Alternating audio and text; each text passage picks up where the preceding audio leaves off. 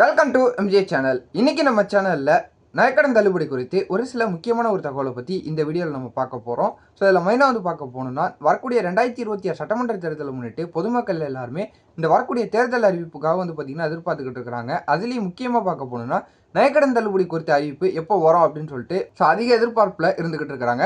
இன்னும் ஒரு சில பேர் நம்ம சேனலில் கமெண்ட்டில் கேட்டுக்கிட்டு இருக்கக்கூடியது, நான் தனியார் வங்கியில் பார்த்தீங்கன்னா நகைக்கடன் வச்சிருக்கேன், அது எங்களுக்கு தள்ளுபடி ஆகுமா?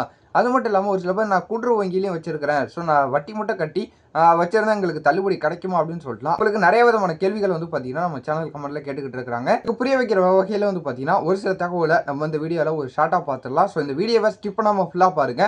நம்ம சேனலில் ஃபர்ஸ்ட்டாக பார்க்கக்கூடிய சப்ஸ்கிரைப் பண்ணி வச்சுங்க, பக்கத்தில் இருக்க பிள்ளைக்கான கிளிக் பண்ணுங்க. வாங்க வீடியோக்குள்ள போய் டீட்டெயிலாக பார்க்கலாம். ஸோ இப்போ நகைக்கடன் தள்ளுபடி குறித்த எதிர்பார்ப்பு பார்த்தீங்கன்னா பொதுமக்களுக்கிடையே இப்போ அதிகமாக பார்த்தீங்கன்னா எதிர்பார்த்துக்கிட்டு இருக்கிறாங்க.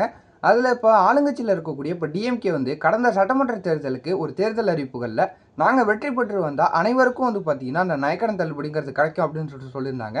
அதை தொடர்ந்து வெற்றி பெற்று வந்ததுக்கப்புறம் ஒரு சில காரணங்களால் அவங்களால பார்த்தீங்கன்னா அனைவருக்கும் கொடுக்க முடியல.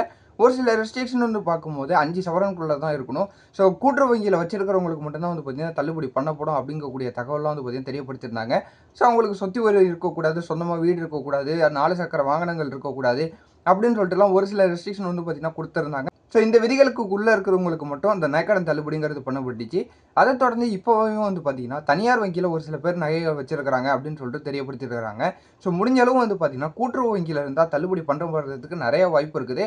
ஏன்னா கடந்த சட்டமன்ற தேர்தலுக்கும் பார்த்தீங்கன்னா இந்த தனியார் வங்கியில் வச்சவங்களுக்குலாம் பார்த்தீங்கன்னா தள்ளுபடி பண்ணப்படல. ஒரு தள்ளுபடின்னு பார்க்கும்போது கூட்டுறவு வங்கியில் வச்சிருந்தவங்களுக்கு மட்டும்தான் பார்த்தீங்கன்னா தள்ளுபடி பண்ணப்பட்டிருந்துச்சு. அதில் பார்த்தீங்கன்னா ஸோ ஆல்ரெடி வச்சாலும் சரி ரினியூவல் மட்டும் பண்ணி பார்த்தீங்கன்னா அவங்க வட்டி கட்டிட்டு வந்துகிட்டு இருந்தாங்க. அவங்களுக்கும் பார்த்தீங்கன்னா இந்த நகைக்கடன் தள்ளுபடி பண்ணப்பட்டுச்சு.